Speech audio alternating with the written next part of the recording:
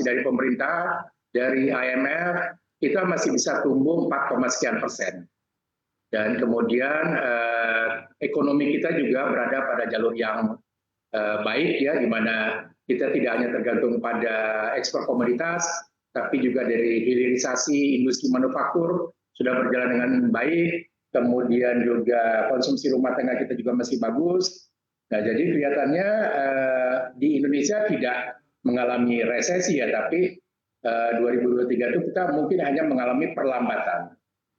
Begitu, Akan jadi kita mengalami masih akan mengalami perlambatan. perlambatan. Ini Ya, prediksinya Pak, perlambatannya akan seberapa signifikan Pak Hari?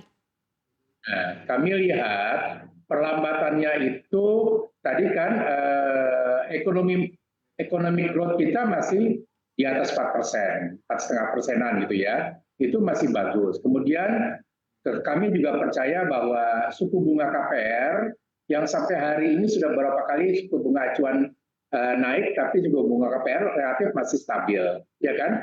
Dan mungkin tapi tahun depan tidak bisa dihindari lah. Awal tahun depan mungkin ada kenaikan, tapi total kenaikannya perkiraan kami tidak akan sampai 2 digit, gitu kan? Kita pernah mengalami banyak hal, Mbak. Resesi ekonomi yang sesungguhnya kita pernah mengalami, kemudian suku bunga jauh lebih tinggi dari sekarang kita mengalami, industri properti oke-oke aja tuh, gitu ya kan? Kita sudah rasanya banyak pengembang-pengembang menengah dan besar sudah siap untuk menghadapi ini, karena apalagi kita diberikan gambaran yang optimis oleh pemerintah gitu ya, bahwa ekonomi makro kita akan cukup baik begitu. Dan hal-hal yang terkait dengan isu makro juga itu insya Allah baik ya, masalah regulasi, kepastian hukum ya, dan situasi politik tahun depan gitu ya, mudah-mudahan masih terkendali lah begitu. Oke, kalau kita lihat Pak, tantangan yang dihadapi oleh sektor properti ini tidak hanya terkait awan gelap di tahun 2023, tetapi suku bunga. Ini besok kita akan mendengarkan suku bunga BI akan dinaikkan di kisaran berapa, lalu itu juga tentunya akan membuat kredit KPR kita juga akan naik, lalu belum lagi harga bahan baku material bangunan juga makin melonjak. Ini apa Pak dampak ke sektor properti di tahun 2023? Apakah minat tersebut masih bisa dikatakan cukup tinggi Pak, walaupun ada penurunan? Ya, sekali lagi sampai hari ini suku bunga KPR itu belum ada perubahan. Ini informasi yang kami terima langsung dari beberapa bank himbara ya, itu belum mengalami perubahan. Hanya bunga korporasi yang sudah naik ya sampai hari ini. Padahal suku bunga acuan Bank Indonesia sudah naik berapa kali ya.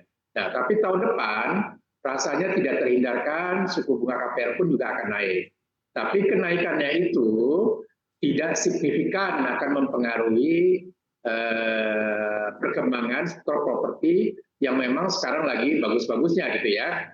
Karena kemarin Mbak tahu juga kan kita selama pandemi itu properti turun sekali ya kan, sempat properti komersial itu 90% ya kan terkonstruksi, konstruksi, kemudian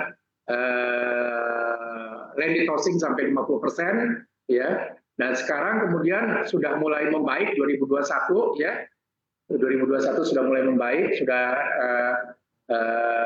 perkembangan KPR itu sudah membaik.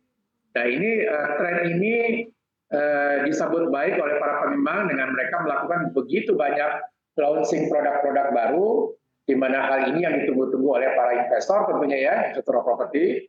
Kemudian juga banyak ya pameran-pameran properti yang dilakukan oleh daerah-daerah. Per hari ini saya lihat ada sekitar 15 ibu kota provinsi yang sudah melakukan pameran properti di tahun ini saja. Kemarin itu yang terakhir itu pameran properti berlangsung di Yogyakarta, ya. Jadi ini menunjukkan bahwa ada optimisme lah, begitulah. Oke, Pak, ini kalau kita berbicara tentang kebijakan ataupun keringanan yang diberikan oleh pemerintah, PPNBTP tidak pernah tahu Pak kapan akan dilanjutkan kembali, tetapi kebijakan DP 0 rupiah masih akan diteruskan sampai dengan tahun depan dan sudah menjadi rahasia umum bahwa kebijakan DP 0% ini sebenarnya tidak mempengaruhi signifikan terhadap pertumbuhan pembelian properti. Bagaimana Anda melihat hal ini, Pak?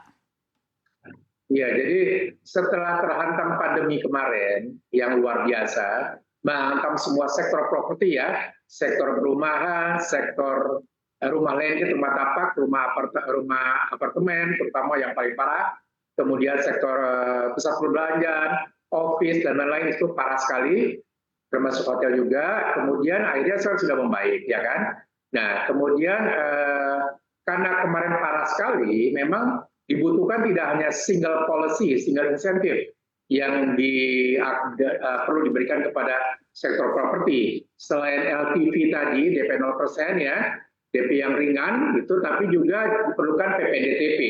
Dan PPNDTP sangat-sangat efektif, ya kan? Kemarin membantu penjualan, terutama rumah-rumah stok kemarin yang menumpuk